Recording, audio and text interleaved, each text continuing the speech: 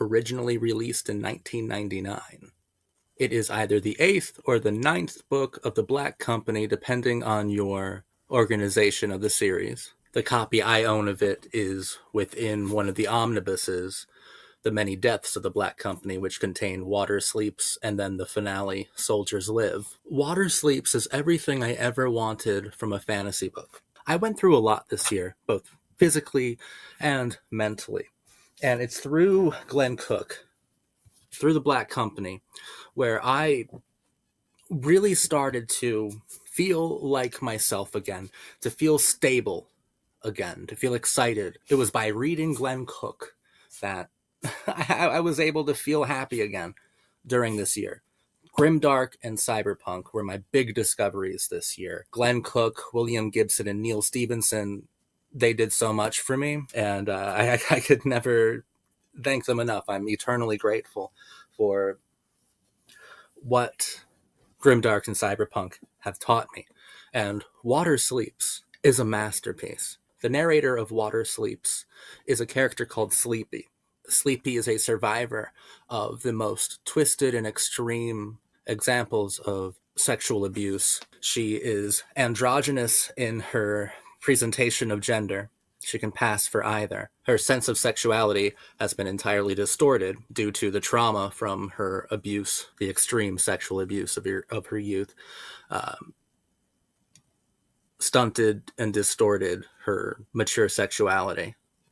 She's an extraordinarily religious character. No god but God. And she's a guerrilla warfighter when Water Sleeps opens, because most of the heavy hitters, most of the Black Company, are stuck within a stasis on the plane of glittering stone, a trap set forth by Soulcatcher.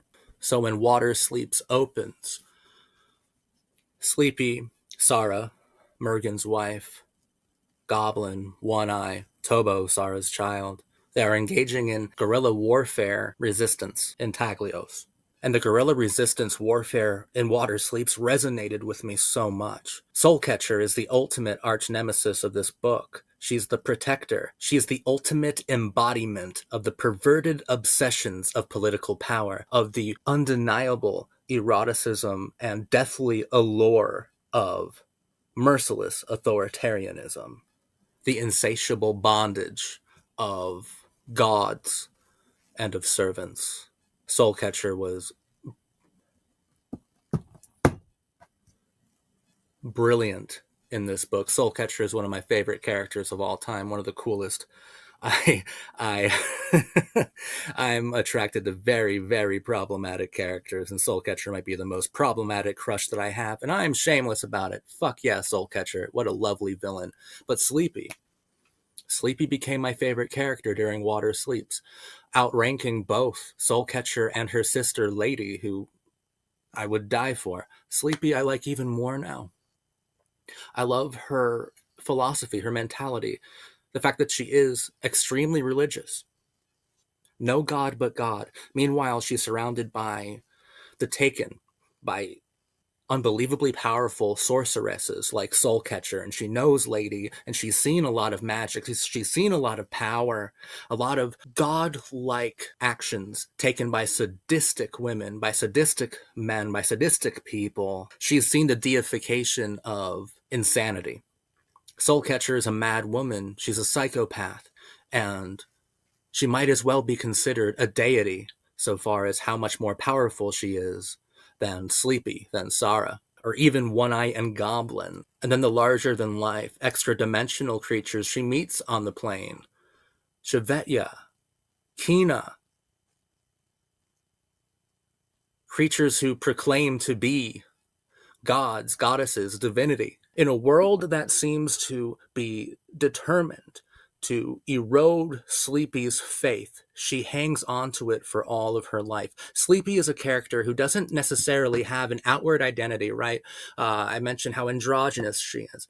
The androgyny is transferred over to her identity, but never truly to her sense of self. Her sense of self is stable because of God, because of her religion, because of her dedication to the company, because of the friends that she's made and the found family that she has. In a world that is trying to erode her identity, her God, the only God, even if a part of her knows that that can't be true given what she's experienced firsthand, preserves her identity, keeps her identity intact. Her relation to God keeps her from not only losing her mind, but losing her sense of self. And Sleepy does seem like a character who struggles with her sense of self due to all of the trauma she experienced from her youth, from being abused as cruelly as she was in her life, in her childhood. Everything about the world tries to kill her identity, to the point where you can't tell if she's a man or a woman, to the point where she's inhabiting the role of captain without actually feeling like she deserves it, to the point where she's fighting a guerrilla war for a company that basically exists only in name, for a concept long since departed with reality. She never gives up complete hope. She never gives up hope, and she keeps fighting. And on a glittering plain with Shvetia, all of the great revelations are revealed to her, and she never loses her identity. Water sleeps, but the enemy does not. Water sleeps, but the enemy never rests. Water sleeps, protector. The guerrilla warfare really spoke to me because Black Company is grim, dark, military fantasy. And I think guerrilla warfare is far more interesting than kind of standard combat, because guerrilla warfare is almost inspirational isn't the right word, but it's a lot more relatable.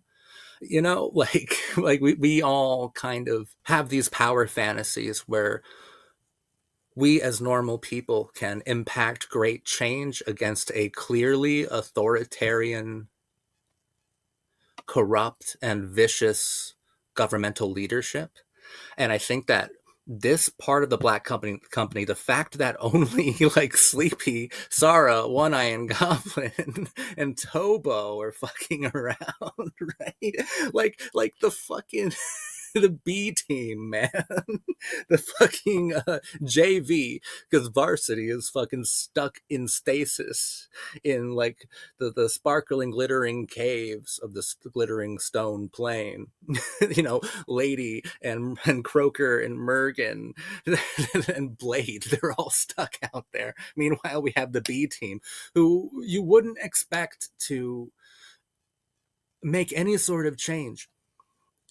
And they start off by irritating Soulcatcher, then they start aggravating her. Then over time, Soulcatcher becomes livid with these insurgents, livid with the guerrilla resistance, livid with the rebellion. She loses her mind, goes scorched earth, and Sleepy gets away. And from the plain to the gateway, to the Shadowlands, Sleepy yells, "Water sleeps, protector." The fucking balls on her, man. Sleepy inspired me in a lot of ways. I loved her narration, her voice. I love that it is guarded. No matter how intimate or vulnerable she's trying to be in her writings, like she's trying to be truthful, she's trying to be completely open, but the trauma of her past and the weight of what she must do to bring the captain and Lady and all of the others out of their stasis to rescue them, and the fact that she's constantly organizing these huge games of manipulation through guerrilla warfare tactics to disrupt Soulcatcher and Mogaba's reign over Taglios. She's still kind of guarded within Water Sleeps, and you get a kind of wounded narration over it, even though she's trying to act so strong. And she is strong, don't get me wrong, but I think that it engages with trauma really well, because while you're reading it, Sleepy is still kind of guarded to us, whereas the other narrators, even the book Dreams of Steel that Lady narrated, I loved that one too. I love her voice, but the Lady is a liar. Lady is even like delusional. She's mad, she's sadistic, she's really sexy and like full of ambition. Okay, we'll call it that. We'll be nice. She's full of ambition, so you can't really take Dreams of Steel, like what the Lady says there, as, you know, absolute fact. But she is a bit vulnerable there, where she talks about being outwitted, outsmarted, and how much she hates Narayan Singh, and how she's underestimated and things like that. The lady's even more vulnerable than Sleepy. Croker was always pretty open, especially within his sexual fantasies about the lady and his criticisms of the company itself. All the other narrators are pretty open, or even Case in the Silver Spike is unnecessarily open at times. Sleepy is guarded. Sleepy is holding on to her identity because everything's trying to attack it, even the reader. And that's what gives this book a slightly postmodern edge when I interact with it. Even the reader is trying to probe her identity, to turn her into something that she's not, turn her away from her God, which roots her identity in place, which keeps it intact. Even the reader is someone that Sleepy doesn't trust. And I found that fascinating to engage with throughout the book. There are obviously amazing parts of her narration where we do get that great emotionality from her because she can't hide it. No matter how much she tries, she can't hide it. She's full of a lot of doubts, but full of even more drive and ambition. And she's extremely clever when it comes to guerrilla warfare tactics. She's an extremely clever woman. Water Sleeps just moved me so much. And because of Sleepy, because of her relationship to her God, and how in spite of everything contrary, which is everything around her, like all the evidence to the contrary, she holds on to her God because it keeps her identity intact. Without God, she'd be a fractured mess thanks to trauma, but God keeps her intact. I have a lot of mental problems too. I've been through a lot in my life. So reading about Sleepy did kind of get me more interested in maintaining some sort of symbolic relationship with God, with religion, with something, with an identity. No amount of spiritual writing or philosophy has ever got me to wear a fucking rosary under my shirt. But Grimdark did. But Sleepy did. Sleepy's a very powerful character. This is a very underrated book. I think that Water Sleeps is wonderfully constructed, remarkable heroes like Sleepy and Sarah, and a remarkable villain in the form of Soulcatcher, and then in the twisted body of Kina. And although Soldiers Live might argue, I think that Goblin's death in Water Sleeps is really sad, and I think it's like really powerful that it happened there, and I think he's really heroic there. Not taking anything away from Soldiers Live, really. It's just that Water Sleeps really had such a powerful ending because we lost Goblin to Kina. But we saw this little strange man with a little bit of magical power charge at a fucking god and wound her. God can't be wounded. No god but God. Sleepy, being representative of possibly more Islamic resistance groups, there's a lot to interact with through her, and I found her fascinating. Absolutely captivating. Water Sleeps was the most emotional I got while reading through the Black Company series. It's the most emotional I've ever been while reading a fantasy book, and I think it's the best fantasy book because I can't get it out of my head. I finished it months ago. Finished it a long time ago. And I still can't get Sleepy's voice out of my head. I still can't get just how much fun and how riveted I was while reading it. You know, I can't get how provocative I found the book. Water Sleeps is the best fantasy book that I've ever read. It definitely means a lot to me. And yeah. Yeah, I mean, I'm shocked, you know. Fun genres can change you so much, right? If you let them. Fiction like Water Sleeps is probably brushed away, written off as just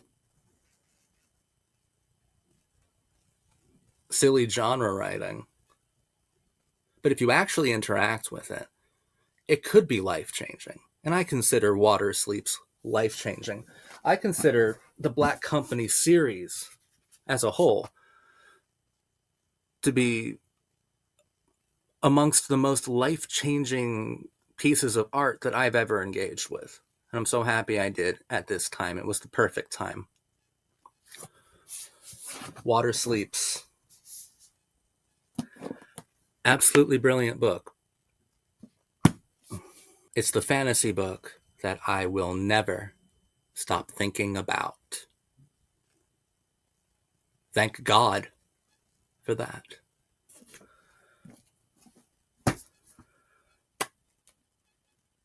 Thank you for watching. I've been Zach. I'm making some more book content on this channel. Water Sleeps deserves a video like this. Water Sleeps is one of the most life-changing experiences I've ever had, was reading Water Sleeps. So it deserves that kind of thing. But I really hope that you liked this video, and thank you for letting me go off about how much I loved this book. You know, not a lot of people have read it, so I know that well, I think a lot of people have read it. Definitely not a lot of my viewers have read it. But I think even within fantasy circles, the Black Company is worshipped in a certain light by certain select people. But overall, I don't think a lot of people have been deep enough into the Black Company to read Water Sleeps, even within modern fantasy groups. So this video might not appeal to a lot of people, but I want to thank you if you made it this far into the video for allowing me to share my thoughts about this book. Because I really had to. I felt like I had to do this. I feel like I had to share my thoughts here. Yeah, thank you so much for that. But thank you for watching my video about Water Sleeps, the best fantasy book I have read.